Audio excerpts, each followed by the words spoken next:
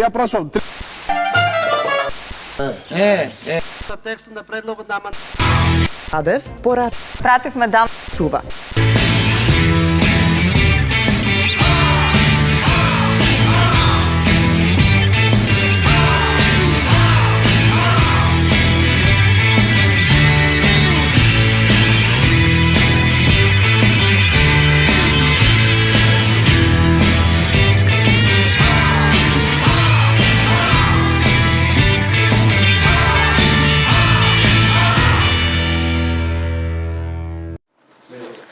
Добро вечер, драги гледачи, добре дојдовте во студиото на Инфомакс, добре дојдовте во тешки муабети неделно издание.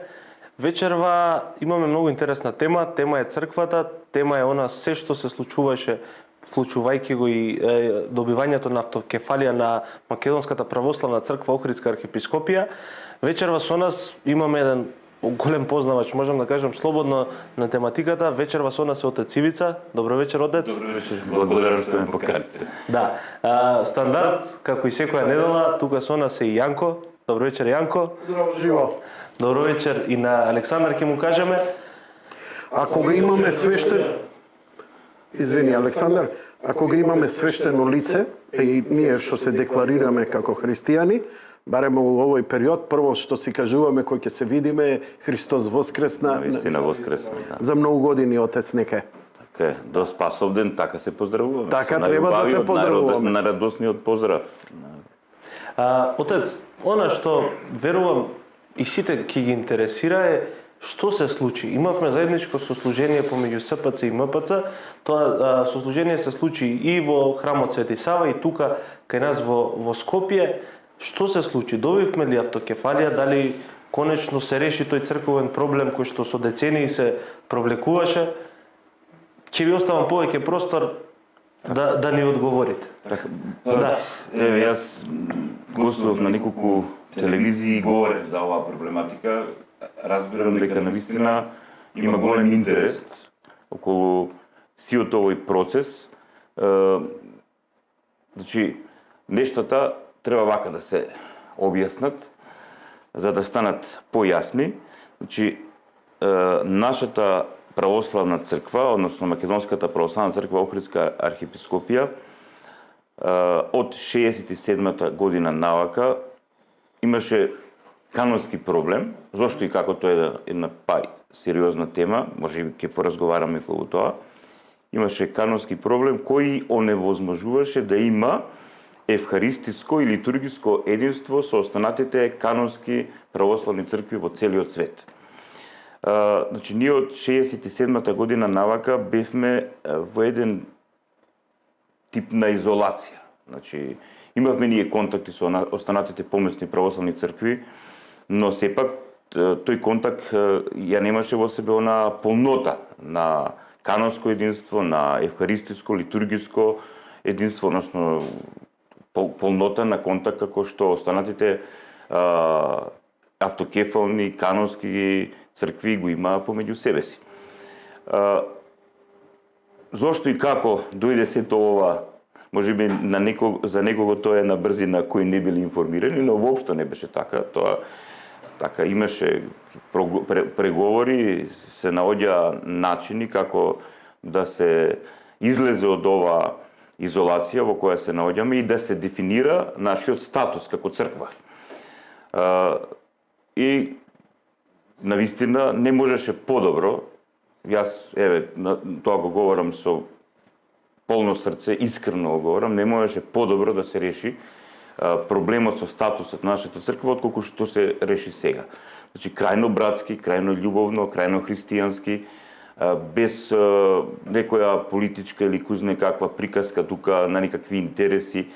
Значи процесот од српска страна воден од патриархот Порфирий и од македонска страна воден од нашиот архиепископ Стефан кулминираше со таа литургија на помирување што беше во Белград, во храмот Свети Сава, каде што се објави на сите помесни православни цркви дека Македонската православна црква го прифаќа тоа единство со Српската православна црква и дека влегува во канонско единство кое однапред беше објавено од Вселенскиот патриарх, или јас конкретно го нарекувам Константинополскиот или Истанбулскиот патриарх Вартоломеј, кој првин Македонската православна црква ја покани во канонско единство со Константинополската патриаршија и во евхаристиско единство, и тоа беше уште додатен момент за да се забрза процесот на прифаќање на нашата црква од страна на Српската православна црква, и тоа кулминираше на 24 мај, баш на денот на Свети Кирил и Методи, кога српскиот патриарх во храмот Свети Климент на најбратски љубовен начин возгласи дека едногласно целиот собор на Српската православна црква, значи сите епископи на Српската православна црква гласале за признавање на нашата автокефалност. И со тоа се објави автокефалност, односно беше признаена нашата автокефалност, и со тоа Македонската православна црква Охридска архиепископија станува автокефална црква. Самиот збор автокефалност, значи не може да го разбереме во една лоша состојба, своеглавост, сам своја глава. Значи тоа значи дека една помесна црква до тој степен има внатрешна организација, духовност и така натаму, има внатрешен раст, духовни плодови, да може самата себе си да се раководи. И тоа беше признаено првин од Српската православна црква, и сега полека гледаме тој процес, значи на прифаќање од останатите помесни православни цркви, и сега ние се надеваме дека тој томос за официализирање на оваа наша состојба ќе биде даден од Константинополската патриаршија, за да се стави печатот на еден начин околу целиот овој процес, и Македонската православна црква, Охридска архиепископија, односно народот Божи во Македонија, епископатот, свештенството, сите ние ќе бидеме рамноправни со сите останати канонски цркви православни во целиот овој свет. Значи добиваме, како да кажам, на еден начин признание за нашата духовна зрелост. И тоа е голем настан, голем чин и голема благодарност за сите што помогна во сето ова да се оствари, а пред се и на се благодарност до Бог што преку навистина од него благословени и водени луѓе кои во вистинска христијанска љубов го решија овој проблем.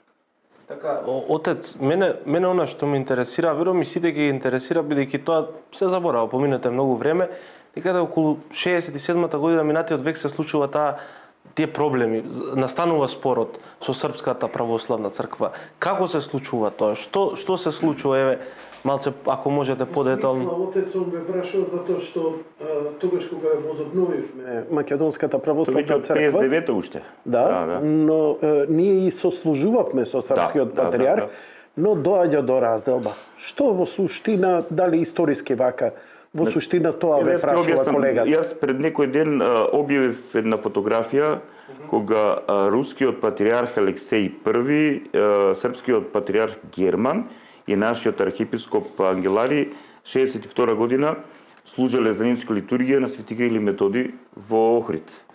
Значи, од 59 година ние добиваме автономен статус во рамките на Српската православна црква, и процесот всушност заглавува околу тоа како ќе се титулира српскиот патриарх. Целата проблематика настанува околу тоа што он требало да се титулира и македонски, затоа што ние сме автономна црква, тогаш велам во она време во рамките на Српската православна црква, но тука настануваат превримања и внатре во Српската православна црква, па како што јас сум информиран, исто така и уште тогаш грците реагирале, затоа што тие внимаваат многу ништо македонско да не се појави. Тогаш одеднаш требало во титулата на српскиот патриарх да излезе и тоа македонски. Изгледа и тука бил притисокот и настанува недоразбирање со нашата ерархија.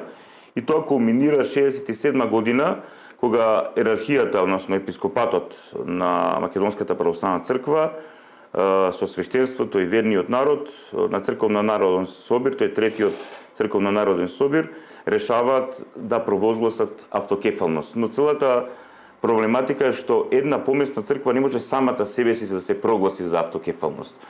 Каква е процедурата во Да. Христијанскиот свет во православниот. Значи Тоа тоа само да објаснам, значи тоа е исто како не може било кој од нас да се декларира за доктор на науки, значи доктор, ја може да подготвам докторат и така натаму, треба да го одбранам и останатите кои имаат титула на доктор, мене да го проценат моето знаење, мојата способност и да викат од денеска ти имаш титула доктор, така натаму те примаат како еднаков со себе. Сега тоа се случи всушност на 24 мај 2022 година, кога Српската православна црква во името на сите останати православни цркви, нас, Македонската православна црква, не прими како рамноправна на себе си, како еднаква на себе си. Значи, го добивме тој, како да кажам, духовен дар или духовна означеност или духовен показ за нашата духовна зрелост. Сепак, никогаш не треба да заборавиме, а често се заборава дека црквата пред се и над се е духовна заедница. Тоа е духовна заедница. Тоа е заедница на Христови ученици. Значи Бог така ја гледа црквата. Бог не ја гледа црквата како дел од некаква нација или некаква политичка игра или не знам тама што некаква религиозна форма. Значи Бог во Македонија го гледа својот народ и црквата во Македонија е тој Божи народ. И тој Божи народ кој ќе покаже преку своите верни чеда, преку свештенството, монаштвото, епископатот, духовна зрелост, тогаш таа духовна зрелост се препознава и се добива автокефалност. Вашата... Не. Се трудам да видам наједноставно што може. Супер си. За жал, они ќе влечат исклучиво Ако не политичкиот е проблем, аспект. дека биде и тоа, И тоа ги интересира, затоа што повеќето од народот тоа ги интересира. За жал, духовниот аспект, ја ќе се обидам, затоа и ќе ќутам повеќе, ќе се обидам, ако имам време, да украдам за да ставиме шлаг на суштината на целата работа. Бидејќи сега све што ќе збориме е формата. Апсолутно. А после ќе збориме за суштината. Јас го разберам и тој аспект затоа што ние како македонци во 21 век имаме идентитетски прашања незатворени. И тоа ти си се залагал силно за тоа. Знам. И се залагам и ќе се залагам додека ми е силата и духовна и телесна, додека Бог дава здравје и додека сум во овој ваков свет. Значи, ние луѓето имаме, како да кажам, двоен идентитет. Сега не, имаме и повеќе идентитет, ама суштинскиот идентитет е мојот духовен идентитет како православен христијанин, како Христов ученик, како член на едната света соборна апостолска црква и мојот етнички или биолошки идентитет како македонец. И тие двата идентитета се битни, еден без друг не може. Премногу си ми молчалив. Не, јас се обидувам да ја сослушам целата дискусија пред да поставам прашање кое што би било прашање во врска со ставот на Фанар на Вартоломеј и нивните соопштенија дека практично ова не значи, тоест Охридската архиепископија станува автокефална, а се што е македонско и се што е користи придавката македонски, Македонија, македонска, се става надвор од употреба. Тоа е тоа што нас не загрижува, отец. И затоа сакав околу тоа да продискутираме малку повеќе. Инаку, духовниот аспект на духовниот аспект на оваа процедура или на оваа постапка е горе-долу јасна.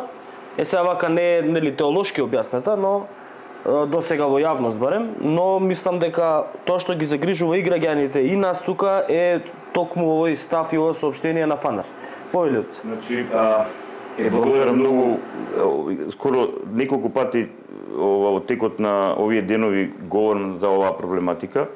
Значи, прво нешто што за нас е многу од суштинско значење е што автокефалноста дојде од страна на Српската православна црква, всушност и ние имавме канонски проблем со Српската православна црква и така и требаше да се развиваат нештата.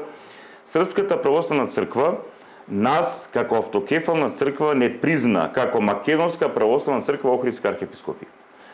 Тоа значи дека ние во целиот православен свет сме Македонска православна црква, Охридска архиепископија. За целиот православен свет. Сега, тој проблем ние што си го имаме со грците, за жал се пренесува и на црковното, односно влегува во контекстот на црковната проблематика, и не случајно кога започна тој процес на наше канонско признавање и встапување во евхаристиско единство и со Константинопол и со останатите помесни православни цркви, значи Константинополскиот патриарх излегува сега јавно од негова страна со став дека за него е неприфатливо во името на нашата помесна црква да стои македонска. За него е неприфатливо. Пази, значи, го акцентирам она што отец Ивица го кажува. За него. Да, за него, за Константинополската патриаршија. И не заборавајте, само да го довршам, не заборавајте дека во Соборниот храм патриархот српски даде автокефалност на Македонска православна црква Охридска архиепископија. Океј, сега може да дебатираме друго. Само сакав да го акцентирам, те молам продолжи. Понатаму, само уште еден момент. Значи, ќе видиме како ќе оди тој процес. Јас многу често говорам сега, јас не сум дека грците не можеме да ги натераме на сила. Не можеме да ги натераме, јас не сум во тој процес на преговори.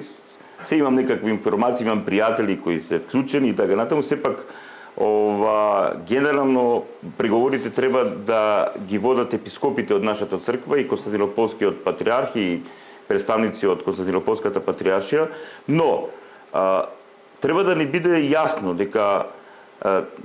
дека грчко говорните цркви нема да го прифатат тоа што е за нас реалност. Можеби некој ден и ќе се случи чудо во тоа, зашто да се сомневаме дека тие полека ќе го прифатат нашиот идентитет таков како што тој реално е, но моментално тоа тешко дека ќе се случи. Но јас што говорам дека за мене лично, велам се, тоа е лично, за мене Преспанскиот договор и кој јас не го прифаќам, но тоа е мој проблем, се некој ќе каже тоа е твој проблем. За мене тоа е премногу прескап за сето тоа што некој мислел дека сме добиле со него, дури некој вела дека и ова автокефалноста е плод од тој Преспански договор. Да. Но луѓето кои не ги знаат нештата, не се информирани, така му. Значи за мене прескапа цена плативме и плаќаме со тој Преспански договор. Јас го нарекувам и капитулански, затоа што ние навистина капитулиравме кога се прочита тој договор. Сега, друго нешто сакам да кажам, дека црквите се одделени од државите. Значи, тоа е меѓудржавен договор. Меѓу Елинската република и државата Македонија, Република Македонија.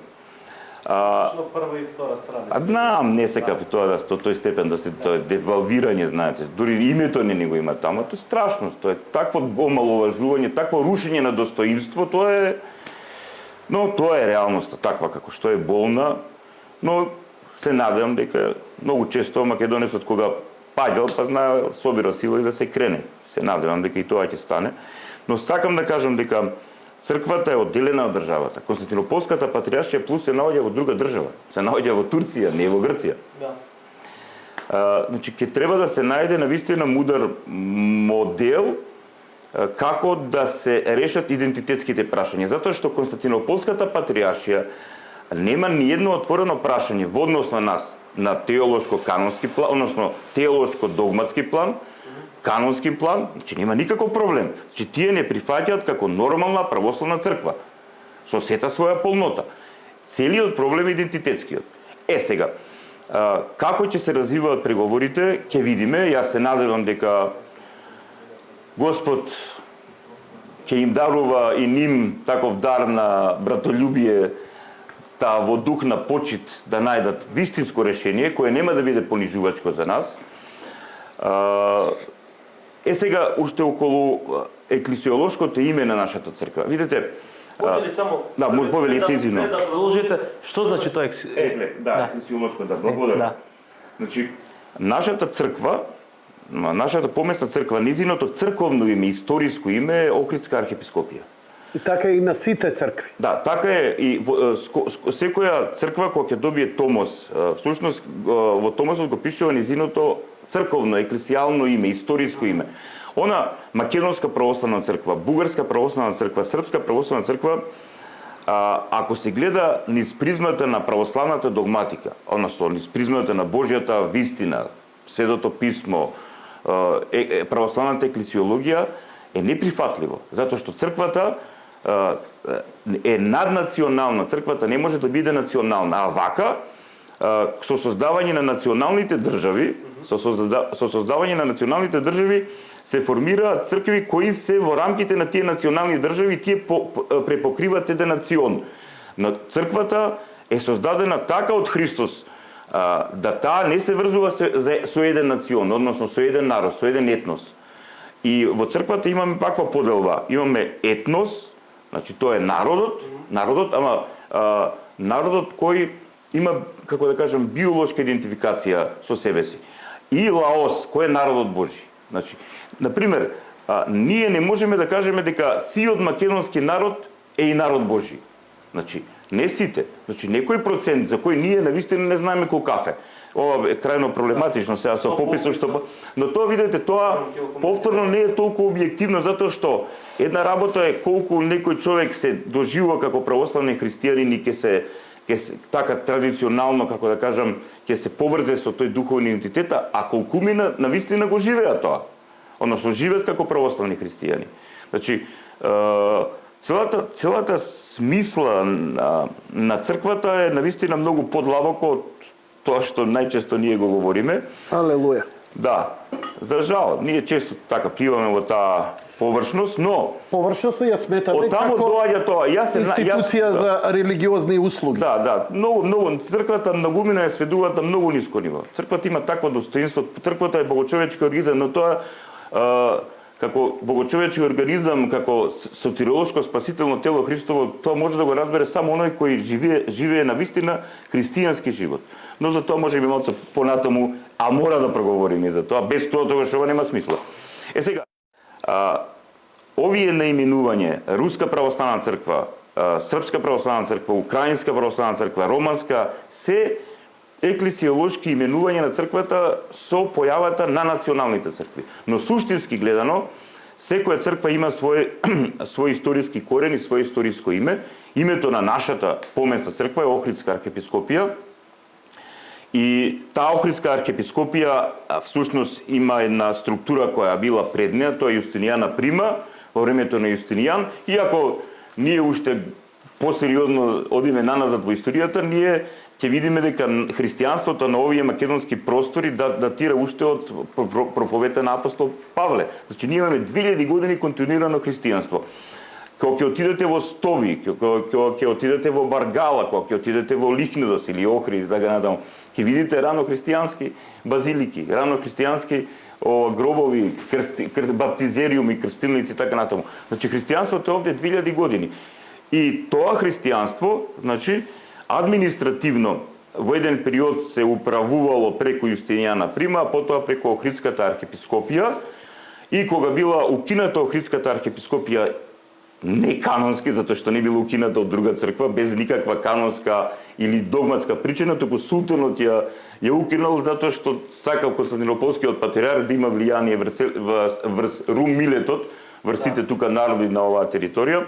Кога таа е укината 1767 година, епархиите на Охридската архиепископија подпаѓаат под Цариградската патриаршија, потоа дел од тие епархии подпаѓаат под Бугарската екзархија, па тука знаете што се случувало на територијата на Македонија. Зошто по возобновувањето на Охридската архиепископија ние по автоматски не си го добивме статусот кој ни го укина во 1762? Зошто моравме да го идеме процедурата повторно на патот како да сме нова црква? Па ние не сме нова црква. Тука е целата приказка со еден период во Југославија. Ја не викам дека сме нова црква. Туку зошто го идевме тој пат да имаме мајка црква која ќе мора да не признае? проблемот настанува, значи кога кога после Втората светска војна овде, тоа е многу интересна работа. Пред Втората светска војна оваа територија била во рамките на Српската православна црква. Со доаѓањето на бугарската војска, српските епископи се повлекуваат и доаѓаат бугарски епископи. Тоа е тажната приказка наша македонска, но и срам за сите православни народи околу нас, кои наместо да ни го сведочат Христос, тука си ги вежба мускулите, си ги јакна своите национални држави. Етнофилетизмот црквата е користена за национални за жал, експанзии. треба да се признае од некој, да. По завршување на Втората светска војна, македонскиот православен народ и македонското свештенство немаат епископат, значи немаме епископи ние. И првиот кој доаѓа на оваа територија македонска епископ е од Српската православна црква, тоа е Доситеј, кој има македонско потекло и така натаму, и потоа тука се од страна на Српската црква се ракоположуваат уште двајца епископи и тогаш почнува процесот на формирање на епископатот на поместната црква во Македонија, односно Македонската православна црква. Целата причина за тоа што ние денеска ја имаме таа канонска одговорност кон Српската православна црква е тоа што ние ракоположувањето за епископи сме го добиле од страната на Српската црква и тоа е тој момент што ние не сме можеле, како да кажам, веднаш да си ја возобновиме Охридската архиепископија, но еве сега историската неправда, еве, пошто колку и да се тапчи, да се потиснува вистината, таа тогаш ќе излезе. Дури и Константинополскиот патриарх ја признава реалноста, вистината дека историското име на нашата црква е Охридска архиепископија и тој со тоа го прифаќа целиот историски континуитет наш на овие простори. А тоа е многу битно. Тоа е многу битно и црковниот континуитет и народносниот идентитет и така Мислам натаму. дека тоа е вака најромантичарски прифатена теорија, дека со тоа што ја признаваат Охридската архиепископија, признаваат целокупната историја на Македонската православна црква. Македонската православна црква е возобновена сега објаснивте кога и како е. На ниво на администрација. На ниво на администрација, МПЦ, мене друго ми е прашањето. Имаме ситуација, сега објаснивте пред малку дека Вартоломеј практично тоа што го соопштува Фанар е лично мислење на Вартоломеј. Но тоа Тоа е на синодот на Константинополската патриаршија. Тоа соопштение е Охридска архиепископија без придавките. Не Вартоломеј, соопштението на Фанар е такво. Тоа е такво, не е само лично мислење на Вартоломеј, туку е на Фанар. Соопштение јавно. Така е, околу Константинополска патриаршија. Да, значи затоа ми е мене дилемата колку е ова добро за нас. И што би можело да отиде, да отиде надвор од контрола и да биде на наша штета. Да почнеш да објаснуваш. Има едно интересно прашање кое може убаво да се надоврзе со ова што Мечка ве прашува. Што е разликата помеѓу архиепископија и патриаршија? Знам дека е Да. Ама боле ти да го кажеш него ја да го кажам. Значи, може би во суштина нема никаква разлика, туку рангот на црквата. Особено во еден период во средновековието, оние цркви кај што имало седиште на царот, императорот и така натаму, и седиште на империјата, најчесто тие цркви го добивале административно именување дека се патриарши. Значи, или тие цркви кои имаат апостолски корен, како што е Ерусалимската патриаршија, Антиохиската, Александриската. Мислам, разликата е тука повеќе статусно отколку суштинско. Значи, автокефална црква и сега положбата е малце како да кажам, повлијателна на патриаршиите. Од кај знаеме, ние можеме еден ден ке станеме ова патриаршија. Но сакам да му на Александар. Ќе му одговорите на Александар. Ќе му одговорам како нема. Знаете што ме интересира? Споменавте неколку пати апостолска црква. Споменавте дека народот во овој регион има повеќе од 2000 години историја во христијанската вера. Зошто ние не сме апостолска црква? Зашто еве ние сега сме Кој не вели дека не сме? Кој вика дека не сме? Абе пушти го да му одговори на мечки. Ние сме една света апостолска црква. Но тука и тоа ни е но за жал тука на пример бидејќи рековте, извинете, рековте патриаршија е на ниво се на апостолски црква. Да. На пример Охридската патриаршија во времето на Охридската архиепископија за времето на Самуил била патриаршија и таа била односно статусот патриаршија со трите новели на Василий II Македонецот. Знаете зошто е македонец? Не знаете. Знаете, тоа денеска ќе ти одговорам, Александар, нема да заборам. Значи многу често со браќата од Бугарија кога го читат они именувањето на Охридскиот архиепископ, дека тој архиепископ на Охрид, на Јустинијана прима и на цела Булгарија. Паси Булгарија.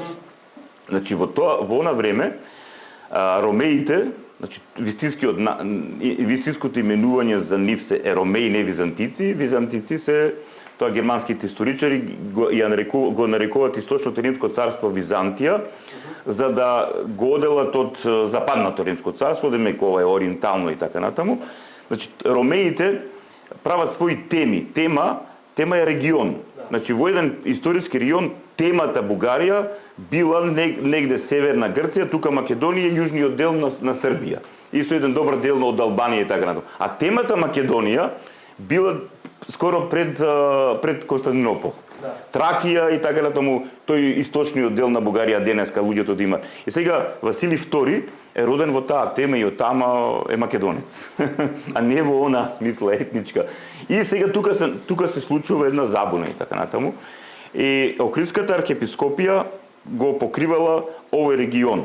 И за времето, како што реков, за времето на Самуил таа била патриаршија, но кога Самуил изгубил од страната на Василий II, била спуштено од ниво на патриаршија, затоа што нема веќе царство, нема цар, било спуштено од ниво на патриаршија, на ниво на автокефална архиепископија во рамките на тогашната Константинополска патриаршија и така натаму. Тоа се тие трите новели на Василий II. Thank you very much за објаснување. Да, многу мина се меша, знаете. Знаеш што? Затоа што толку се јавија сезнајковци, мислам, луѓе загрижени. Јас сум малку циник, не е во ред од моја страна, но многу луѓе загрижени и тумаче, ама имаат многу површно знаење, па дури и луѓе што се воцрковени. Значи историјата тоа не подразбира дека мора да ја знаете. Но затоа ве поканивме вас, затоа што прилично добро ја познавате оваа работа, а еве научно популарно да им докажеме. Но да му одговорите на мене. Сега јас мора да се оградам во контекст што јас не сум преговарач. Јас нема да видам тамо, можеби ако Господ промисли од каде знам, но сигурно нема да се случи тоа. Ја нема да преговарам за овие нешта и не знам и како ќе се развива целиот овој процес, но длабоко имам доверба во нашите епископи, во нашиот архиепископ, дека сето ова ќе се затвори за нас најдобро што може. И сега уште еден суштински проблем, а тоа е дека ние сме Охридска архиепископија, а не сме Охридска патриаршија. Значи ако сме апостолска црква, и ако во одреден временски период била Охридската патриаршија седиште на цар, тогаш би требало нели во историски контекст да биде Охридска патриаршија. Имаме повторно цар. Па не мора да имаме цар, ама имаме апостол. А кој збореше? Не апостол. Ама имаме немаме ние наш македонец апостол, не ме разберете погрешно. Не тоа. Не треба да имаме жив апостол сега. Треба да имаме цар, бидејќи царот го кронисува и благодатта ја добива од патриархот. Да. Како што кралицата мора да има бискуп за да ја даде круната. Значи мора да биде од Бога дадено. И затоа ја викам дека држава без краља не бидуе и ние мораме Да, ти си крал или монархист, цар не, нешто да. да возобновиме. Значи- А мене ми се смеат, ти пратив на саботажа, ти текнуе Да. со Илија Димовски на шала, тоа е за- ама нам ни фали тоа, пријателе. Да недостасува да. Ај, вака, што е апостолска црква? Не, вака сега околу еден друг момент ќе објаснам тоа што е апостолска црква. Значи, ние како македонци и како православни христијани сепак треба да разбереме едно нешто, дека идентитетот не е нешто што една се дава и после тоа само го одржуваш во статус кво. Тоа не е точно. Значи, идентитетот е процес.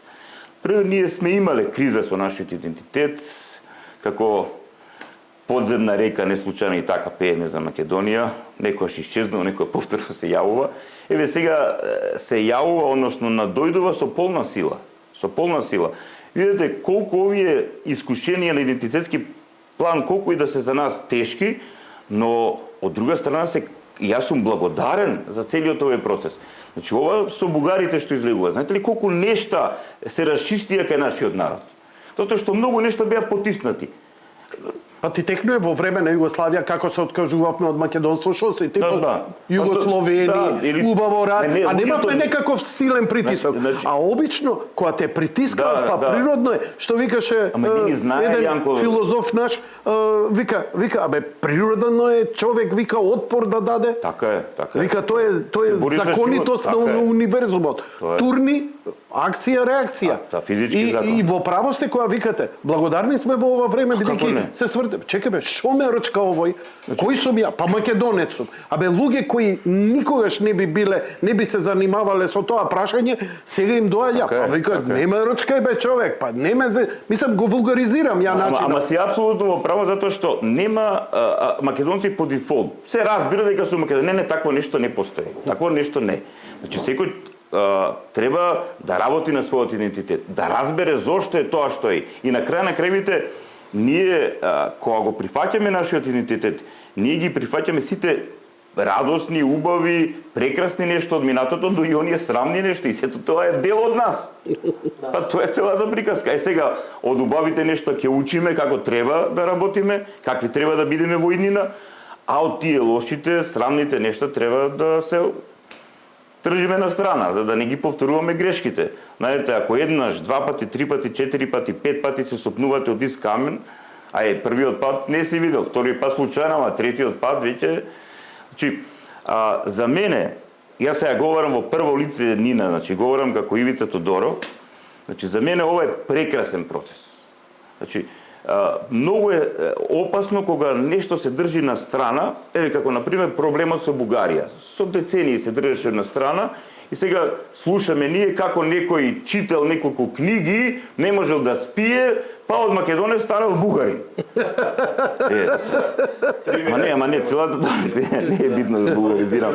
Значи видите, но целата приказка е Каква регресија. Да, но целата приказка е што тој човек не си го познавал својот идентитет или неговиот идентитет бил по дефолт прифатен. Јас сум македонец, што тоа значи? Се ќе најдеш на некој кој ќе ти даде книга и вакво и онакво и сега ти ќе почнеш да читаш, а особено ако не знаеш пак на кого да се обратиш и не знаеш како да собереш пообјективни информации, тогаш навистина ќе ти се случи тоа.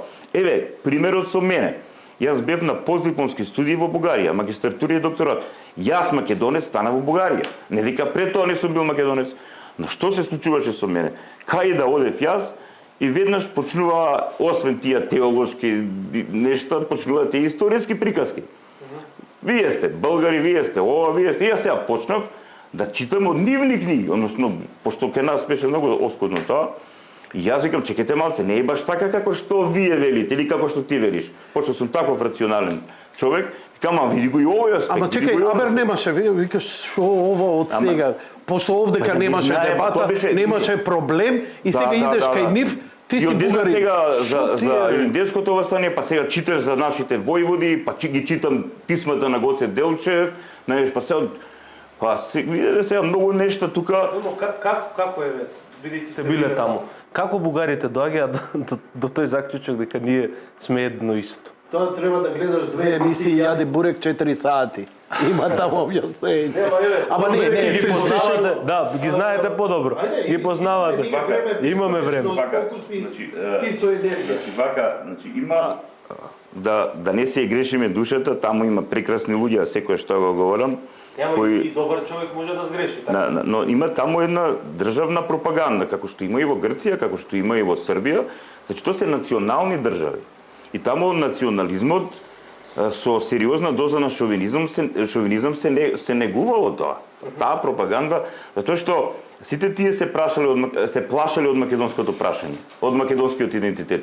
Во еден момент таа ова река што ја снемало и одеднаш надоаѓа, односно македонскиот идентитет повторно излегува на површина, се формира независна македонска држава, македонска црква и сега они својот идентитет и своите интереси ги доживуваат како загрозени.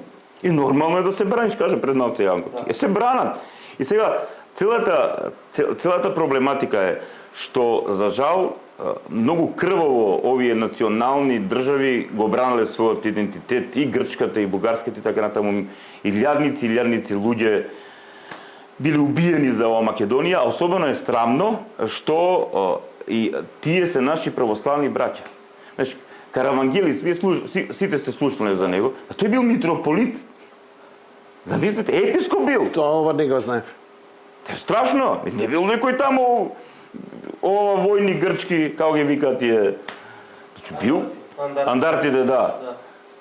Значи не бил, он бил митрополит. Значи тони во формирањето на националните држави и во освојувањето на територија за својата национална држава биле немилосрдни. За жал, големи гревови се правеле. Сега, целата приказка е што тие држави си имаат своја пропаганда за нас и таа пропаганда влегува во образовниот систем и луѓето си ја примаат во умот свој како нешто готово, дефинирано. И затоа кога се разговара со еден бугарин или со еден грк, веднаш излегува таа пропаганда што му е внесена и isprogramирана во умот. Но ако тој човек се амортизира, значи веднаш не се трне ѓон на ѓон, остро на остро, туку да го изслуша човекот, нека си го каже својата. Па ти полека кажеш, слушај брате, така е и тоа, но го има и овој момент, па и овој момент, па и ние сме и ова, па и не сме само бугари или македонци, па и сме и христијани. Се вика личностен однос. Тоа се вика, да, го градиш личностниот однос. И сега кога тој човек ќе види дека ти имаш квалитет во себе си, дека немаш омраза кон него, дека тој не е загрезен до тебе. И дури ти сакаш со него да соработуваш. И го почитуваш неговиот интегритет, идентитет и така натаму, и тогаш започнува еден друг однос. И сега јас особено ставам акцент на тоа дека ние македонците, особено ние македонците кои сме ставени во оваа ситуација, треба многу да работиме. Први на себе, право, значи не само духовно пред се, но и да си го знаеме својот идентитет, да си ја знаеме својата историја, да ја знаеме историјата на околните народи, особено луѓе кои претендираат да се интелектуалци или да се малце поинформирани. Значи не може човек кој нема поима од својата историја да разговара со некого и сето тоа да си од тој разговор или дебата да биде судир меѓу два ината балканска и да оди у простаклук и па најчесто така ги на социјалните мрежи ги следам јас, а тоа е срамота. За жал не имаме човек кој што потпиша два договори, кој што навистина не ја знаеше собствената историја. И еве сега ние ги живееме тие последици. И знаете, отец, тоа Александар неколку пати ве праша, ама јас еве најлогично, кога добиваш нешто во животот, секогаш има две страни, добиваш и права и обврски. Може би има и нешто добро, може би има и нешто лошо кое што го добиваш во целата приказна. Прашањето ми е, и тоа што го прашува Александар, дали можеби ние во меѓународни црковни односи нема да имаме право да го користиме името Македонија и македонски. Точно. Значи, еве јас категорички кажувам. На 24 мај пред илјадници луѓе, значи пред Господа, пред нашиот небесен Отец, пред Христос како глава на црквата во силата на Светиот Дух, во храмот на Свети Климент, на денот на Свети Кирил и Методи, српскиот патриарх, кој е сериозен човек. Јас длабоко верувам, тоа секој што му говорил, јас кога слушнав дека митрополитот Порфири тогашен Љубљанско Загребачки. Доврши ја епската реченица. Да ќе е избран за патриарх, длабоко верувам дека тој ќе учествува во решувањето на нашето црковно прашање. Тој отворено кажа дека таму се признава автокефалноста на Македонската православна црква Охридска архиепископија. Крај. Амин. Готово. А тој е патриарх. Значи, ајде да повторам по Длабено во камен, кај е тоа? Отец кој им кажав, знаеш што, затворија врата и ме тепаа 5 минути. Лажеш ти, ме клоцаа доле, не ми даваа да јадам, озбилно и двајцата, и Мечка и Милош. Знаеш каков ќотек, модар ме направија. Лажам нормално. Ако морам Знаеш ли кој е најверниот од следбениците на Христа? Тој кој што најмалку му верувал, Тома. Неверни Тома. Додека не брцнам. Не, се шалам, мора да ги не се направа. Ние како неверни, Ја мислам дека се работи И за треба да се, религиозност.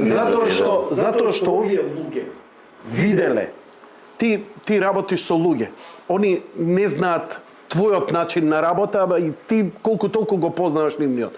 Но она што Инфомакс го прават, тоа е страшно, да навлегуваш во такво зло, политичко и криминално. Овие луѓе, ја и се чудам кој ќе им речам добар ден, Арно не ми викаат ти да не сакаш нешто друго да кажеш. Туку срдечно ме прифаќаат. Затоа што они што виделе, ја во 2-3 години, ја во 20 годишна кариера немам детектирано. Значи сериозно со очување, со криминал, со лаги, со политички и така натаму и така натаму. А тоа е Балканоста на овој свет наш. Така И сега се случува едно Божјо провидение, затоа што ако не можат, мислам, ја не ќам да ги омалувам, а звучам така. Значи се случи едно таква една Божја интервенција, да ние просто неверојатно ни. У овој момент ја ги разбирам, сите пишуваат ова е лага. Ова е како фарисеите кои го предвидува Христовото доаѓање, кога дојде не го препозна. Значи до толку видено тоа мрачно и така натаму. И тоа кога ќе дојде светлината, ти си викаш невозможно. Невозможно е нешто добро. Јанко, го имаме во генот. Али ја викам, кога е многу добро, не е на добро, вика нашиот народ. Се плаши да му е добро. Го разбирам овој народ. Значи, литургијата да ја видат. Значи, ако секој се сомнева, не за да чуе нешто друго, само да ја осетиш енергијата.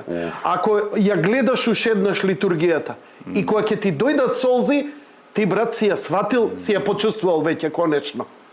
Затоа што таму немаше лажи, нема преваре. У тој момент, значи, како да ти кажа, види, една работа што треба да се објасни за нашево христијанство, што треба малце да го живееш за да го разбереш. Тоа овдека сега као да имаме специјалист, не знам, командос и ти објаснува survival и како се екзекутира и се прави. Ние можеме као филмски нешто да разбереме, ама треба да си на терен. Така и ова. Идеш у црква, он држи литургија и гледаш во црквата, он, певница и јас. Толку сме? Не сме, брат. Надприроден чин се дешава. Има шлеп и вино кои стануваат тело и крв Христови. Значи, збориме за надприроден чин. Збориме за нешто што е надвор од реалноста. Тоа е единствениот надприроден чин што се случува секој дневно на секоја литургија. И во тој момент ти не си сам, тука се ангели, тука се архангели, тука се светителите кои сослужуваат со тебе. Дал ги гледаш, дал не ги гледаш, дал веруваш или не веруваш. Но тука е она една света и апостолска црква. Соборна. Си Тој момент е многу битен. Соборноста. Зошто ние патиме по ова? Зошто ние мораме да голтаме и трпевме толку за да стане? Затоа што тоа ни е во кодот. Една света, соборна и апостолска. Значи, ако не прифаќаат нашите браќа, Ние каде сме? кај сме ние? Не значи дека причесната не ти чини. Напротив, Господ нити е глуп, нити го може да го прелаже србин или било кој. Нас никој не негираше црковност. Црковност никој не негираше дека ние имаме свети тајни и така. Имаше некои ултрадесни представници од двамата, но генерално ние на Помесна православна црква не ни негираше дека ние немаме како да кажам светотаински живот и благодатна црква. Целиот проблем беше статусот. Мене ми е, сакам да им одвојам на луѓето дека да, преку оваа наша црква е темелот и на нашата држава и на нашиот национален идентитет. Но црквата, ти како што викаше, и многу повеќе од тоа. Ние не сме имале крал, не сме имале цар, немаме лоза преку која, немаме такви институции. Единствено што ни остана е црквата. И затоа ни е многу битно црквата да не предаде и не веруваме дека тоа се случува, а се случува. А зошто се случува? Не дека не сакаат, немаат избор пред Бога, затоа што мора, колку и да се фолираат, и грчки попови, и бугарски попови, и српски попови, знаат колку толку веруваат. Ја не можам за нивната вера да збора, но они се на литургија, они се причестуваат. И они знаат дека овдека не сме само ние на ова рамниште, овдека се вклучени и други сили и енергии за кои ќе одговараш. Мене ми е гајле за земскиот живот, за судот. Затвори и за човек, како викаше колегата наш. Ама за онде стварно треба да дадам добар одговор пред страшниот Христов суд. Тоа е, човече. И што се бара од мене? Љубов и разбирање. Што е заповеста на Христос? Љубов. Ништо друго. Без тоа љубов. нема личност. Ти благодарам, Јанко, ти благодарам особено за овој момент, затоа што најчесто кога се говори, особено во овој период за црквата, се говори за тоа хоризонтално ниво, повеќе политичко, идентитетско, отколку за таа вертикала. Во суштина црквата постои заради човековата вертикала. Значи, Бог нас не повикува на вечен живот. Вечниот живот, тоа значи ние треба додека сме во овој свет, во овој ваков свет, нашата личност да ја подготвиме, да ја оформиме за вечен живот. Суштината на вечниот живот е љубов. Сега јас кога го употребувам тој збор љубов, Јанко кога го употребува, значи под љубов се подразбира учество во тие несоздадени божествени енергии. Несоздадени, пошто Бог е несоздаден, тој е вечно постоечки. И кога ние учествуваме во тие несоздадени божествени енергии, која е љубов, таа енергија нас не одржува во живот, внимавајте, тоа е многу битно, не одржува во живот, му дава смисла на нашиот живот, му дава радост на нашиот живот, му дава сознание на нашиот живот и му дава вечност на нашиот живот. А тоа е христијанството.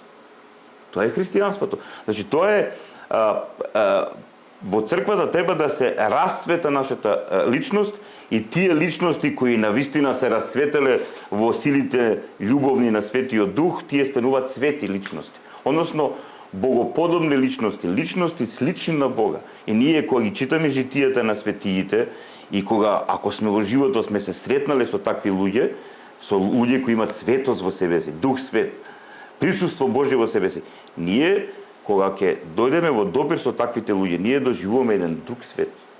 Едно друго доживување на реалноста, едно друго вреднување на овој свет. Но за жал, најчесто ние сме во духовна темнина. Нашиот ум е во духовна темнина, баш денеска се читаше тоа Евангелие за слепородениот и така натаму. Значи, ние сме најчесто духовни слепци и ние не сме свесни за таа вертикала. А само таа вертикала е реалноста на нашиот живот. Затоа што нашиот живот во овој свет најсуштински се врзува со тоа што ние навистина сме.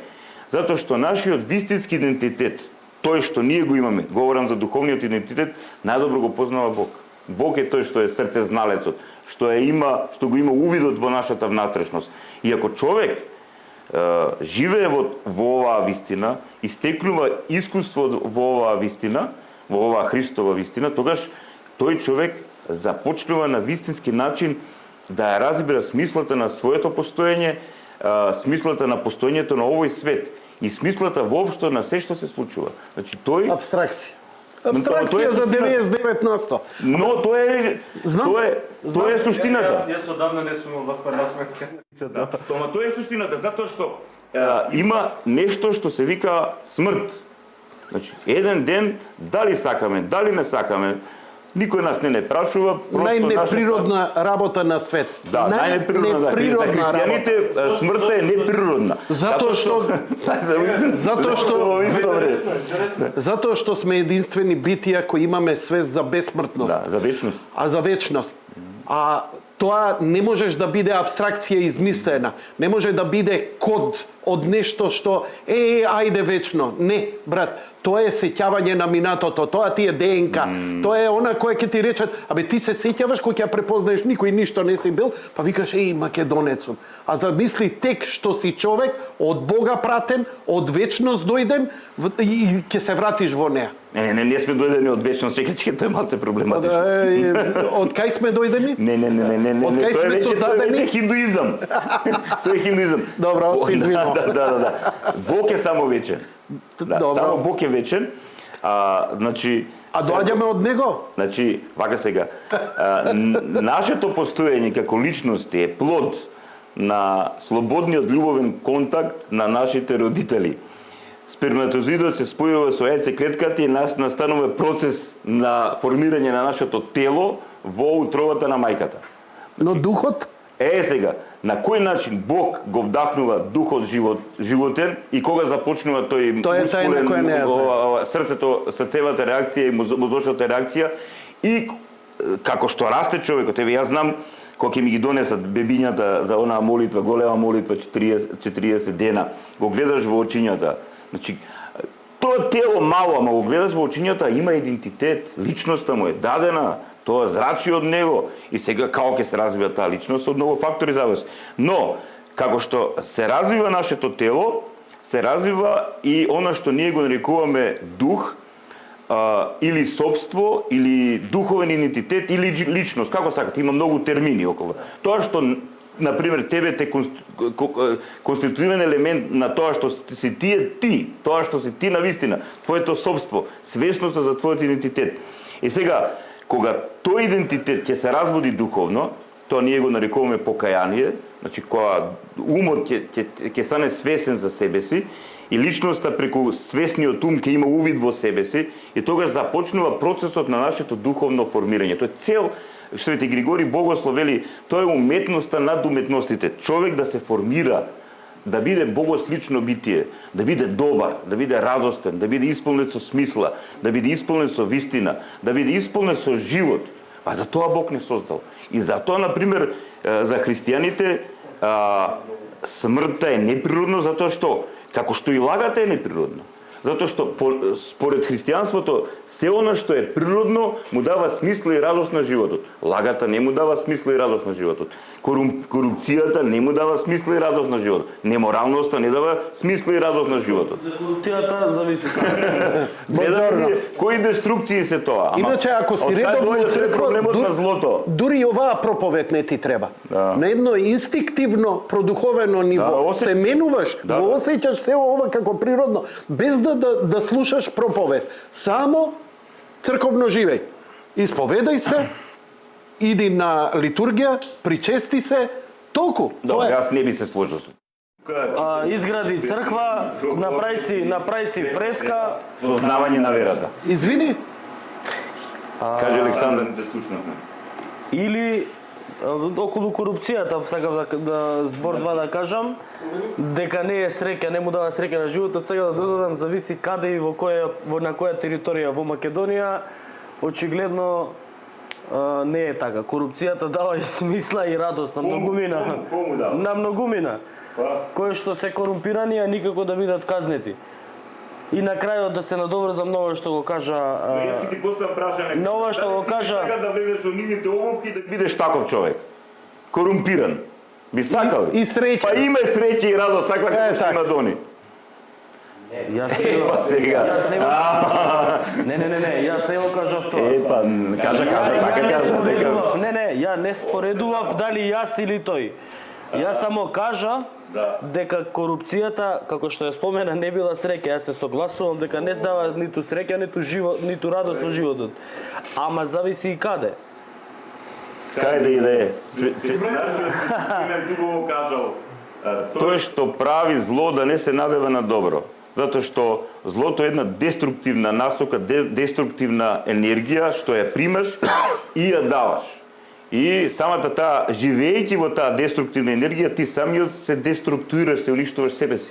Уште сега во овој ваков свет. Тоа е суштината на Евангелието, тоа е суштината на Христовото доаѓање во овој свет, да биде наш спасител. Значи, ние велиме Христос е наш спасител, ослободител. Значи, ослободител од сотонското робство, видите тоа. Да објасниме тоа, треба многу да разборуваме. А тоа е суштински. Ајде да се вратиме на политиката. Кога се добива томосот и што значи сега по ова прогласување на автокефално, што значи томосот? И што не очекува во овој период? Вака сега, некои каноничари кои поавтентично говорат за тој однос околу автокефалијата, говорат дека мајката црква е она црква која дава автокефалноста, значи го дава показот, доказот дека таа една локална црква може да биде самостојна, значи има таа духовна зрелост. И сега со текот на времето се формирала таа традиција да Константинополската патриаршија го дава томосот, односно документот за таа автокефалност. Тоа е веќе малце по, како да кажам, административно и формално, затоа што духовно и суштински ние веќе имаме таа автокефалност. И патриархот Порфири спомна дека ние, значи синодот, нашиот синод и синодот на Српската православна црква треба да ги затворат и тие организациони, технички прашања помеѓу нашите две цркви денеска, како понатаму ќе се развиваат. Значи тоа е една администрација, една формалност, но томосот има значење, како хубаво е. Добро, отец, во состојанието... политиката, да. Од сообщението... Мораме затоа што ако ја објаснуваме љубовта, ако објаснивме зошто ова ни е себо потребно, бидејќи во суштина, нели, нам ни е важечка причесната, важечки ни се крштевките, важечки се опелата во очите Божи, благодетта ја имаме, но зошто толку инсистираме на себо ова, ако веќе не сакаат? И малце кога го објаснуваме духовниот момент, ја покажуваме таа длабочина зошто мораме и ние како црква, оти колку да е тоа, ние мораме и како институција да функционираме. Многу интересно, патриархот Порфири го спомна тој момент библиски, дека секој народ има од Бога поставени граници. Значи не секојаш државните граници се границите на еден народ, но како што ние постоиме како идентитети. Значи јас имам свој идентитет и Бог мене не знае таков како што јас сум и тоа како што сум. Бог благословил да има народи со свој идентитет. Значи, народи со свој идентитет, со своја оригиналност. И патриархот Порфири прекрасно го објасни тоа дека секој народ треба да даде плод пред Господа. Како што и ние луѓето имаме различити дарови. Некој има дар, например, да за теологија, за интелектуализам, за уметност, некој да биде доктор, некој да биде продуцент, некој да биде политичар или некој да биде, не знам, занаечија, не е битно. Ама секој својата личност ја изразува преку тој дар, преку тој талент, преку таа способност. И сега ние како народ, македонците до сега не препознаваа вака и онака, како што не препознаваа преку нашите добри и за жал некогаш и преку нашите лоши страни.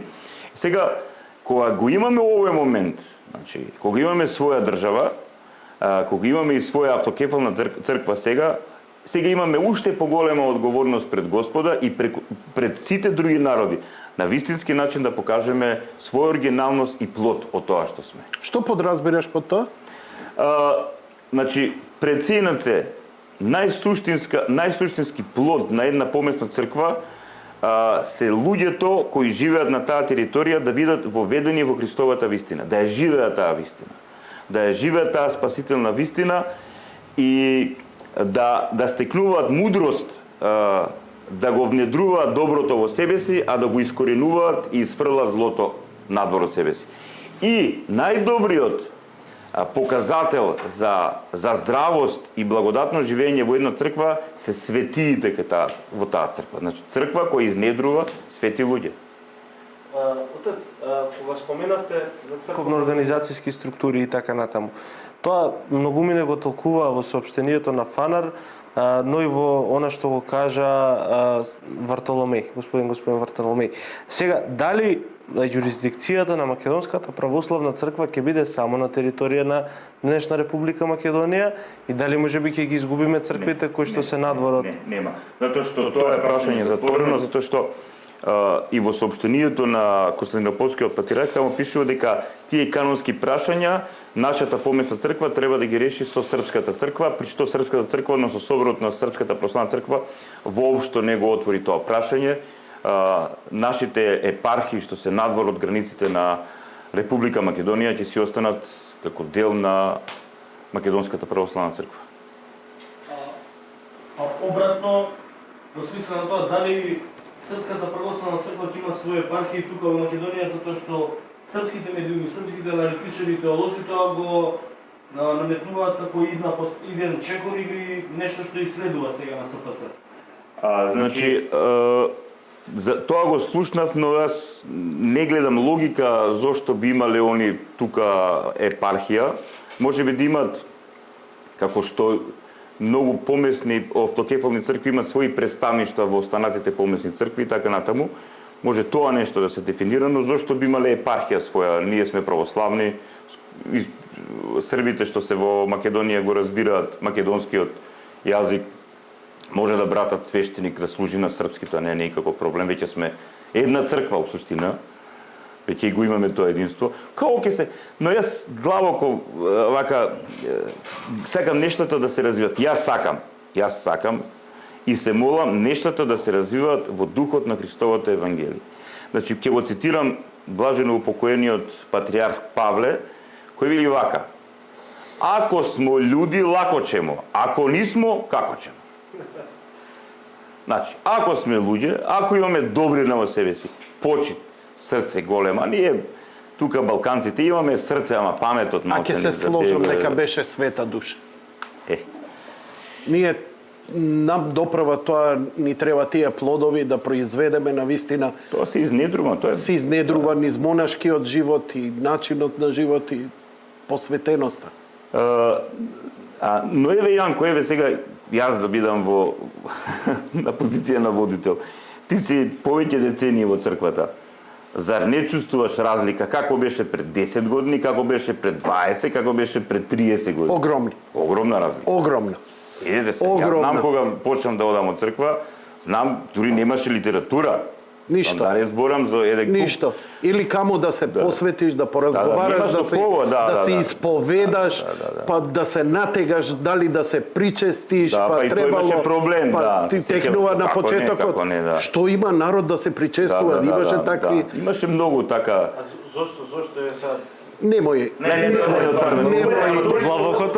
Тоа е ниво на зрелост. Збориме од едно преминот од едно комунистичко кон едно демократско време, каде што црквата беше многу затворена, контролирана од полиција, народот уопште не беше во црковен, тие што беа попродуховени не знаеа колку се луѓето, бидејќи за да се причестиш постои еден цел процес. Со кој го тераш со духовник. А ние немавме прво ни монаси. Монашството ние го возобновивме 93-та, 4-та со враќањето на владиката Струмички Наум од Света Гора и он и Свети Климент. Отец Климент. Да. И ова отец Партени, кој еве во Бигорскиот манастир тоа започнена мисија која ги гледаме плодовите сега. Значи, еве кога ќе отидеме во Бигорскиот манастир, тоа е плод на работа, тоа е плод на колку луѓе се таму воведени, евангелизирани. Значи, многу нешта се мора да признаеме и да не се лажеме, не е дека нема грешки, не е дека нема кикси. Тоа се луѓе, бре. Тоа се луѓе, кикснуваат, некој политички, некој нешто ќе киксе, не е страшно, но во суштина не сме избегани од верата, имаме развој. Да. Тоа е големата слика. За разлика од нашите политичари, кои имаме држава, па види за разлика од политиката. На почеток какви беа нашите политичари? Абе ја да ти кажам, ја цел живот сум се борал против Бранко Црвенковски. Камо да се врати он? Па да ти кажам дека е политичариште спрема ова што се изнедри сега. Јас се извинувам оте што те Не, види, јас можам и за тоа малку да проговорам пред малку Александар ме допре малку. Ние имаме едно прашање. деградација на политичарите кои стануваат се Ама што значи пониски, политичар тоа денеска во Македонија? за разлика од оние кои беа не политичари, државници беа. Државници, така е. Државници беа. Клюсев. Да унапредиш државата. Дали можеш да бидеш политичар и христијанин во исто време? Види, предноку кажав јас, тоа е Проблем е за адвокат. Пошто е адвокат мора да лаже по дипол. Ја ќе частвиш едно пепси. Како не? Дека чешмата ништо е. Автомет, пепси. Пред малку така ми постави едно прашање Александар околу Зоран Заев. Значи јас, кој ме познава мене, знае дека јас отворено се спротивствувам на неговата политика. Значи ништо лично кон него, но кон неговата политика, односно кон таа стратегија која он може би мислел дека ќе биде позитивна и така натаму, или одработувал, ќе видиме историјата ќе покаже, но јас лично застана против тоа, лично сум учествувал, немаше протест, особено околу прашањето за промената на името и така натаму, на кој не учествувал, да се знае, но колку мина луѓе бевме да? Најповеќе што собиравме до 3-4 во најдобар број. Да. А лажевме дека се 100.000. Добро сега тоа. Мораше така. Ова ќе се надоврзам уште едно прашање. На пописот, без разлика со сите манипулации, игри, имаше, мислам дека некаде околу 1.200.000-300.000 христијани во Македонија. Православни. Православни. Некој процент тамо христијани, огромен. Да, ама еве да речеме дека е тоа и да речеме дека и повеќе. Зошто отец имаме се помалку луѓе во црквите, на пример на празници како што е Великден? Не. Вака. Што не се Не се сложува. Не, еве, само ако може. Не е теза, јас, нели, човек сум може и да грешам, ама тоа што го гледам пред себе. Отец, ние сме во Света Петка цел живот. Јас сум и крстен таму и мојата фамилија и се. Значи, ние буквално беше затворена целата улица, Наум Охридски се нарекува улицата, цела беше затворена, река луѓе имаше. За кои години збориш?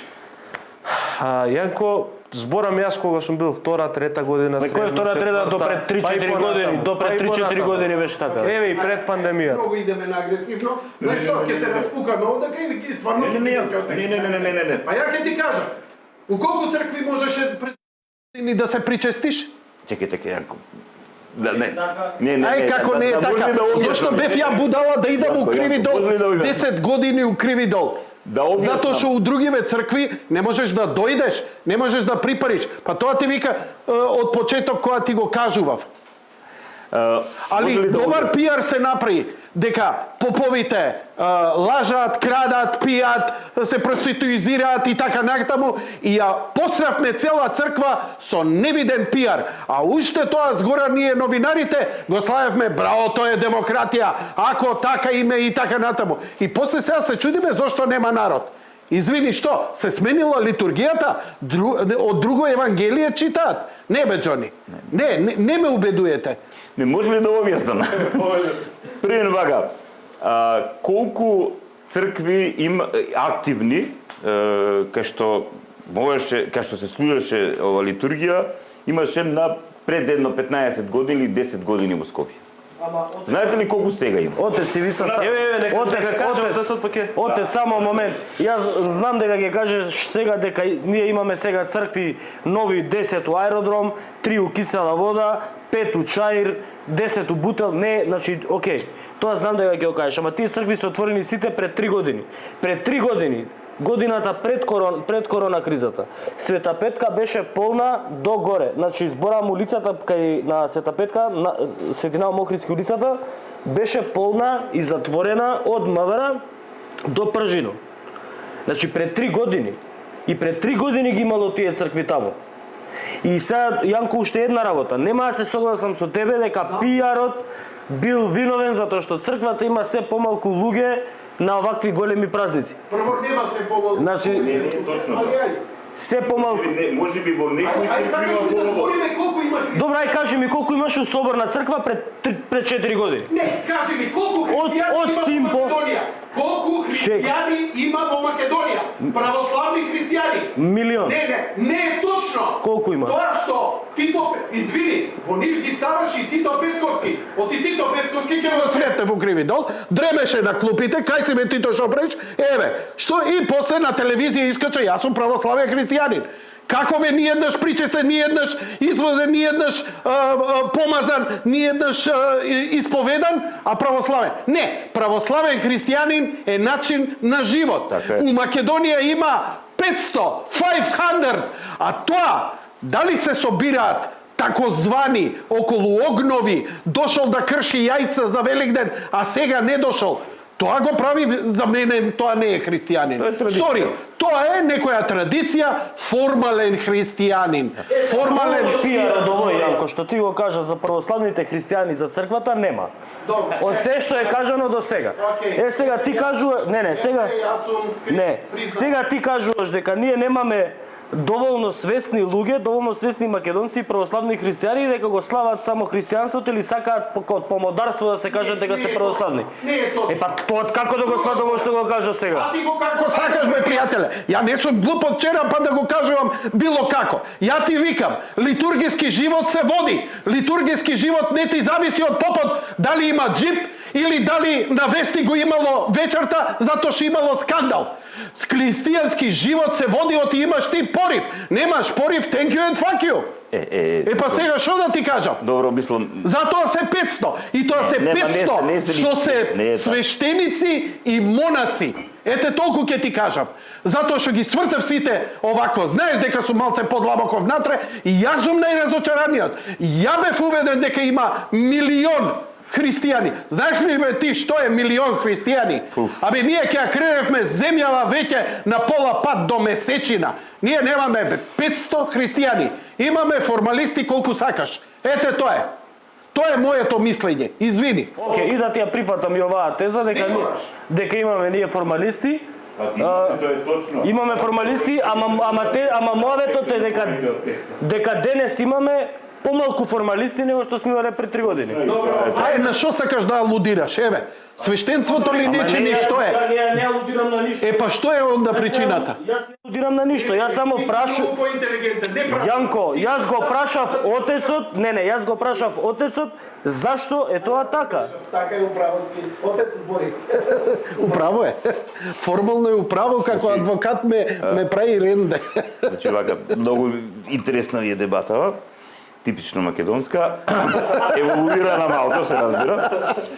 Значи, Затоа се тешки глави. значи Александар, мене Јанко ме знае доволно години. Но, децени. Да, децени се опрашање, ти ќе помисли дека сме тен стари, па мене брадата, ти вие бричиш, па изгледаш помлад од мене. И да се бричам, тоа ми е. Тоа ти е. Значи, Јанко ги знае сите мои иницијативи за посериозно ангажирање и на свештенството и на целата наша црква околу таа духовна просвета што имаме. Значи, јас организирав со децени училиште за живот, тоа е еден воведен курс кој го помина многу луѓе, за не знам колку е бројот. Меѓу кои бил и Александар, да. Понатаму имавме, се сеќаваш кога организиравме седмица на Светото писмо, 7 дена посветено на Светото писмо. Знам колку пиар правевме кај мене во емисија за тоа. Работено и сега треба да разбереме дека особено и овој момент на прифаќање на нашата црква од другите помесни цркви ќе го зголеми процентот на активни верници, значи на верници што ја практикуваат својата вера, односно кои практикуваат духовен живот. А како што се развива тој процес на квази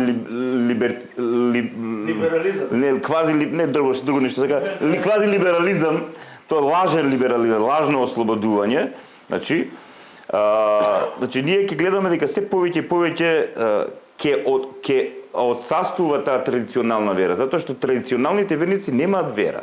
Тои имаат само некаква идентификација со верата и некакво субјективно, интуитивно доживување или некакво нејасно религиозно доживување, кое не може би во некој период од животот ќе им биде битно и така натаму, но за кратко време тоа и ќе го изгубат и го губат. Значи, ќе се намалува бројот на традиционални верници, а ќе се зголемува бројот на активни верници. Значи, на тие луѓе кои на вистина ја практикуваат верата, значи ја познаваат верата, знаат, тие читат Свето писмо, тие ја разбираат Божјата порака, тие ја практикуваат Божјата порака, си имаат подвижнички живот, значи си имаат еден духовен живот и стекнуваат искуство од тој духовен живот и што е најбитно, таквите луѓе се преносители на верата.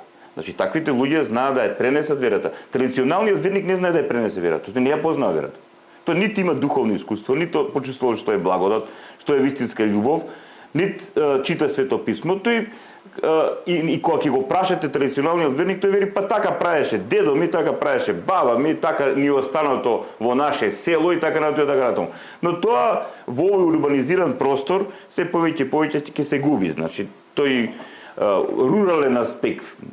Добро, еве, и самите го споменавте тој лажен либерализам. Ја чекам, затоа што Мечка да ми каже, затоа што Мечка е многу поинтелигентен, а има почит. А сакам да му исчепка. Значи вие имате силна критика и мислење. Сега е момент да го изнесете.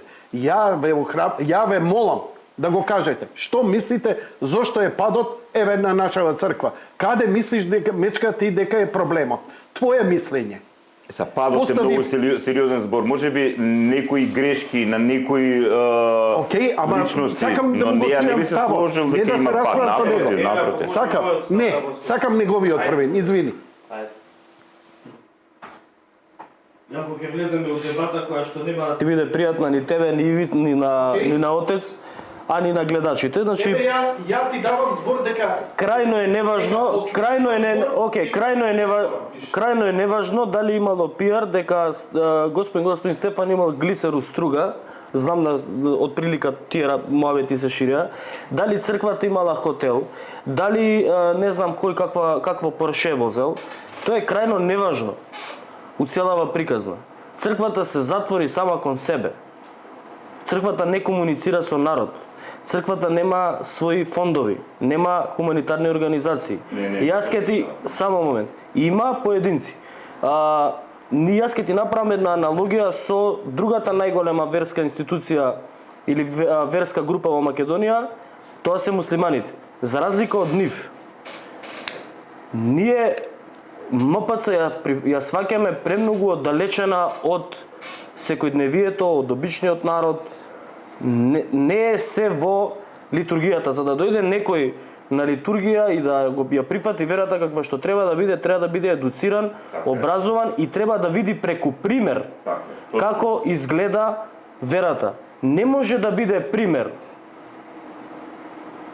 Може би, но ајде сега да најдам една грешка. Не мора имиња. Не ќе кажам име. Јас го почитувам Партени. Многу. Но не му беше ни место, ни време, ни функција да го прими бугарскиот председател Радев и да објаснува дека наша мајка црква е бугарската. Тоа е политика во секуларна држава, не сме да се меша ниту Радев во црквата, ниту црквата кај Радев. Не можеме ние да земеме пример ниту од отец Наум. Збориме за ке ме поправи. Струмичкиот митрополит Наум, кој што на отворено на јавна сцена бе застана зад политичката опција на Зоран Заев и зад неговиот договор и зад неговата стратегија. И тоа ја одвои црквата од народот. С тие што се идентификуваат како православни христијани не сака да се идентификуваат сите со Заев или со Мицкоски, или со Груевски, или со Црвенковски. Црквата како црква треба да си биде меѓу народот. Треба да биде од корист и од помош на народот. Некаде самоубавиот збор ќе го привлече христијанинот да влезе на секоја литургија, некаде ќе треба можеби и материјално да се помогне. Како што тоа го прават другите верски заедници. Ние го немаме тоа. И не е пиарот.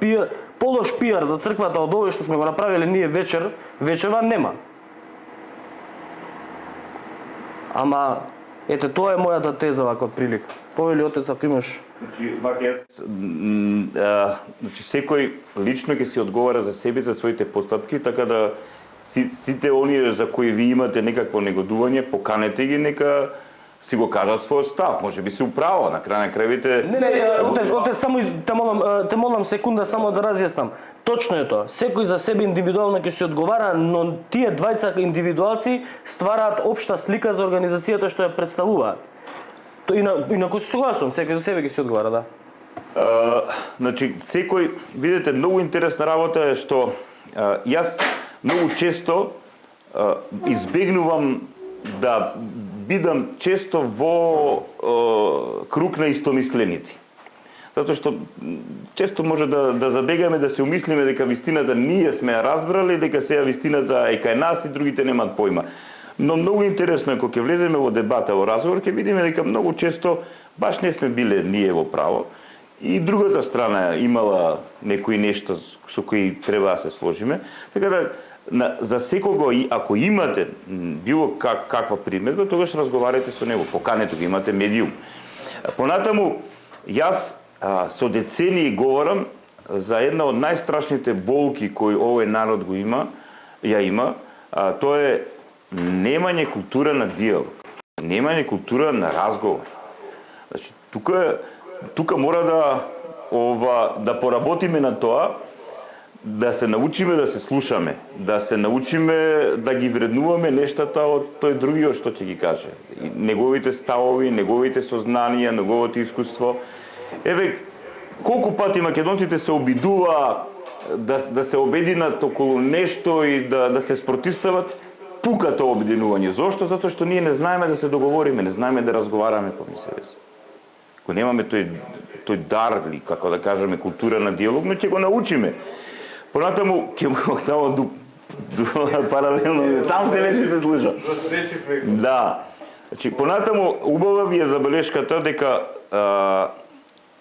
Македонската православна црква може би организационно за некои нешта полошо стои од исламската верска заедница.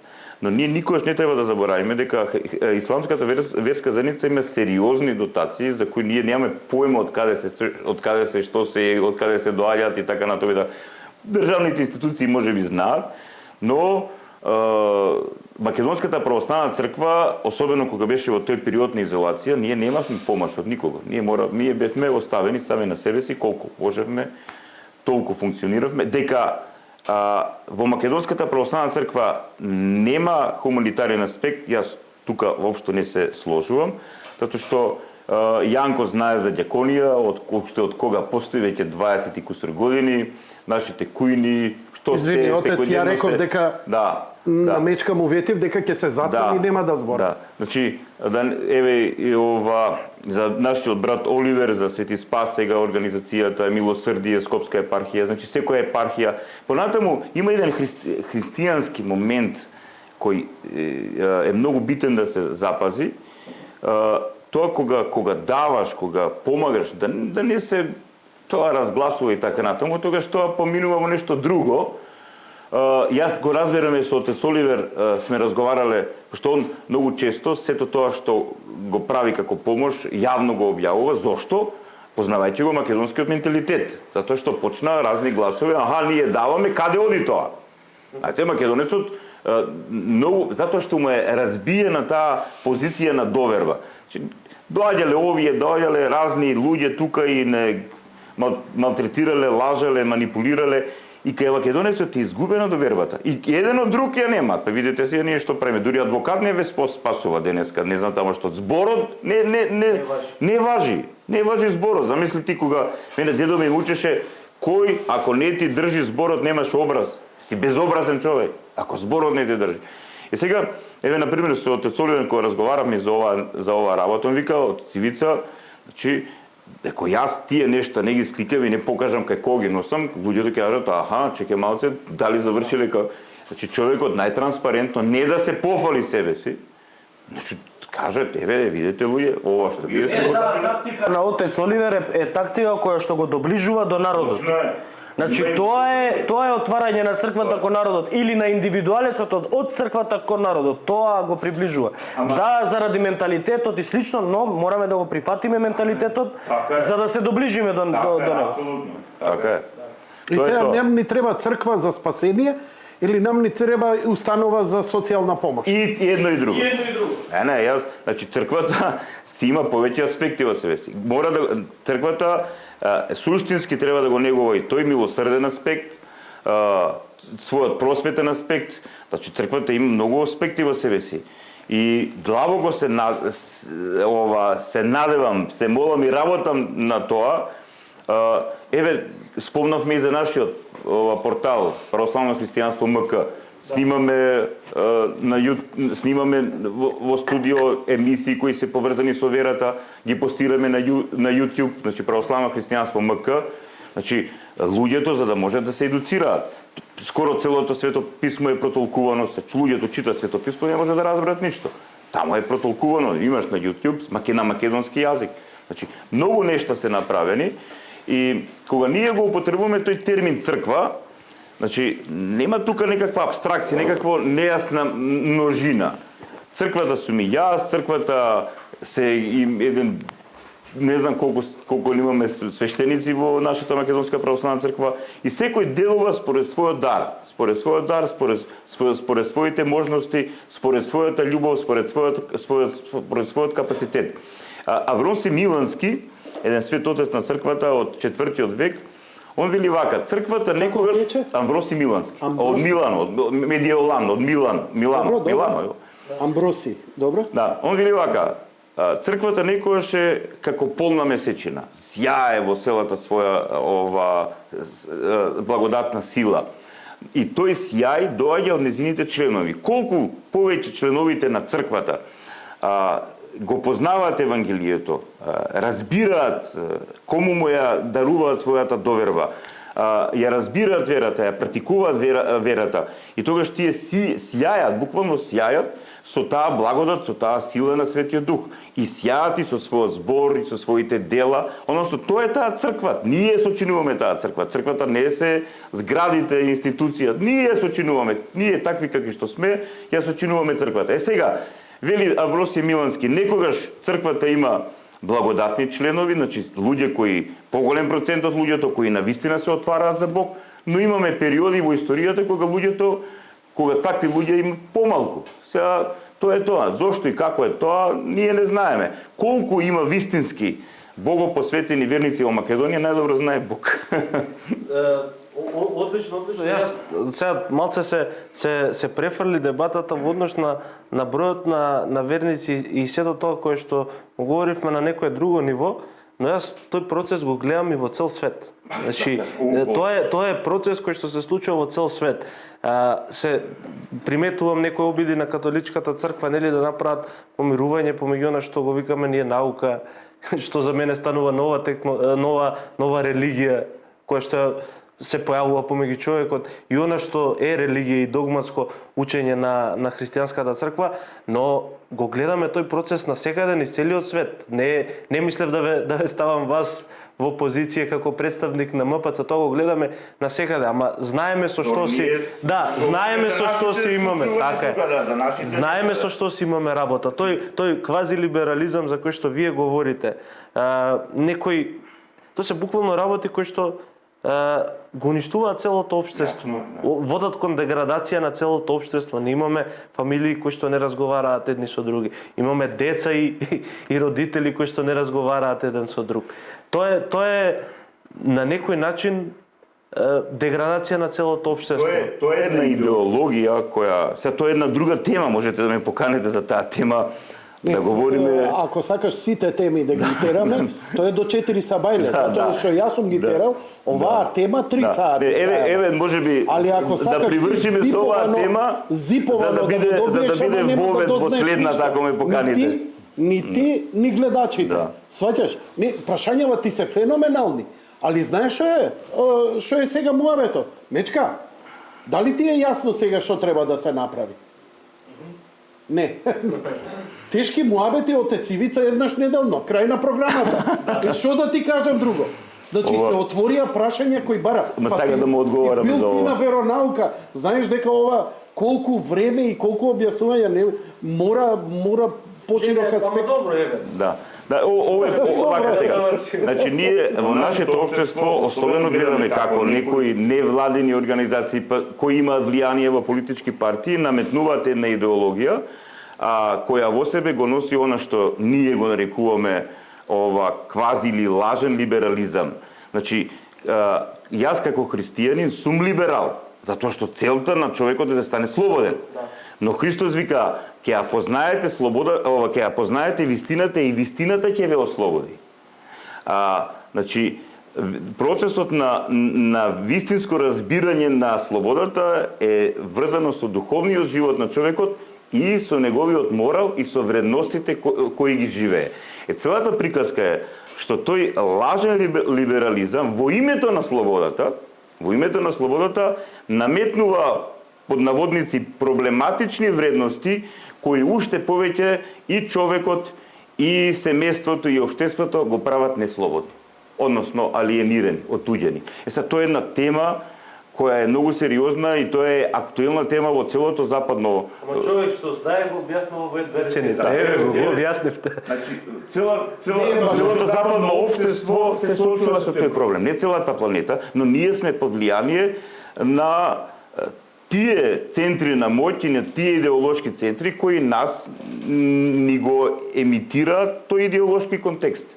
И сега, еден добар процент од нашите сограѓани, од нашите политичари, свесно несвесно го прифаќа тој начин на размислување. Јас тој начин на размислување го нарекувам атлантизам. Суштина, тој атлантизам.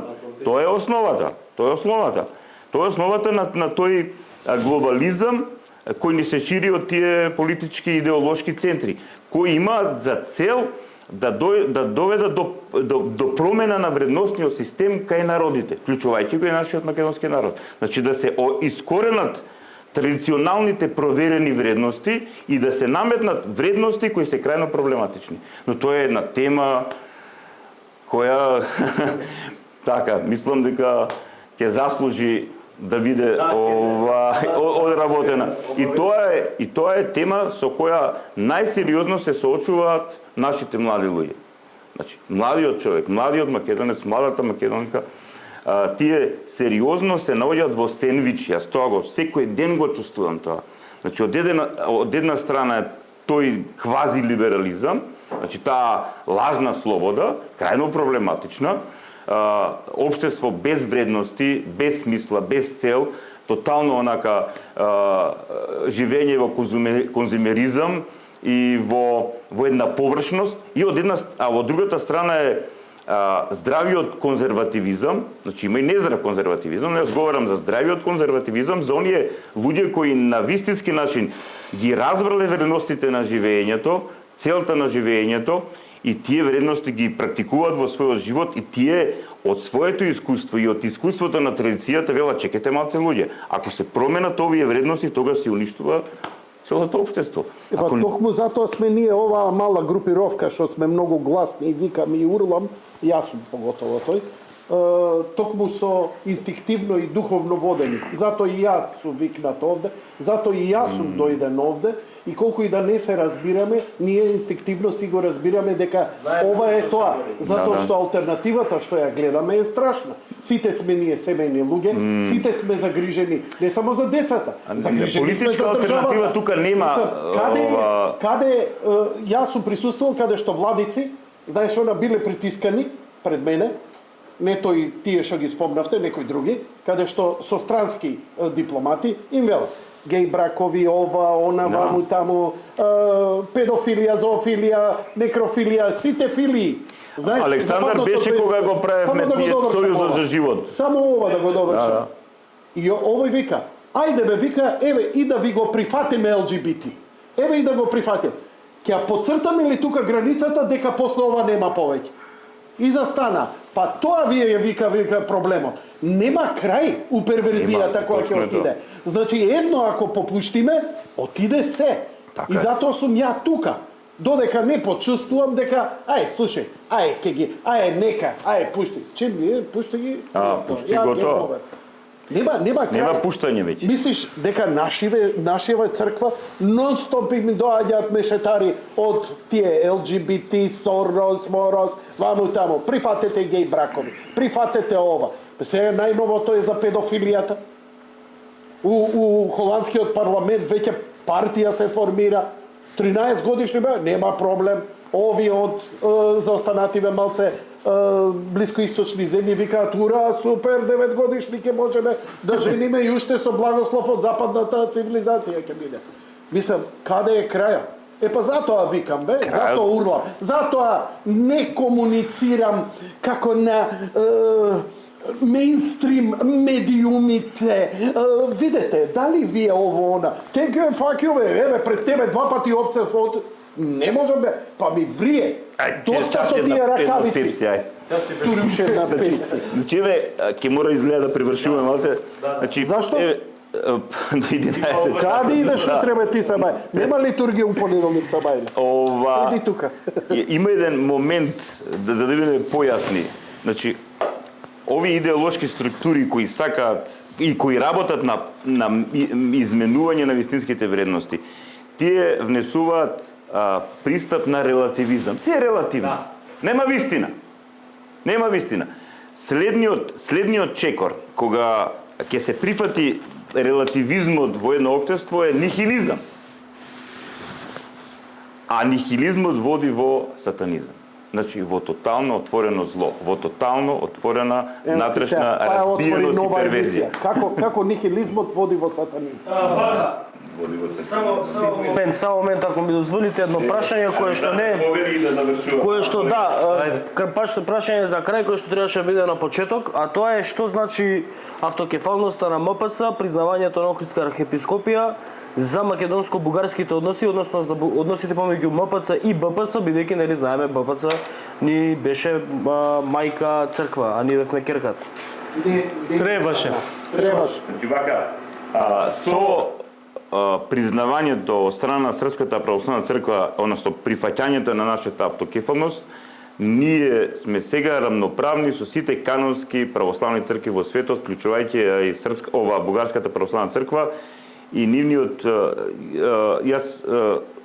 официјален став од поместната бугарска црква до сега не слушнав, може би имало, говорам од синодот, пак нема ништо, но мора да признам дека многумина мои пријатели, свештенослужители од бугарската православна црква, верници ми честитаа мене и на нас. Ова е нешто ново. Да. Значи луѓето тоа е тоа и сигурно како што ќе оди овој процес, тие нас ке не прифатат како рамна на себе автокефална православна црква, при што исто така мора да признам и да благодарам, додека ние бевме во позиција на изолација. Не говорам сега од некакви политички или други проблематични цели. Навистина многу наши браќи и сестри од бугарската православна црква ни помагаа на нас, православните христијани во Македонија. Значи тоа е еден факт за кој треба да се проговори, еве јас говорам сега јавно и благодарам. И за крај би сакал да завршам со оваа порака.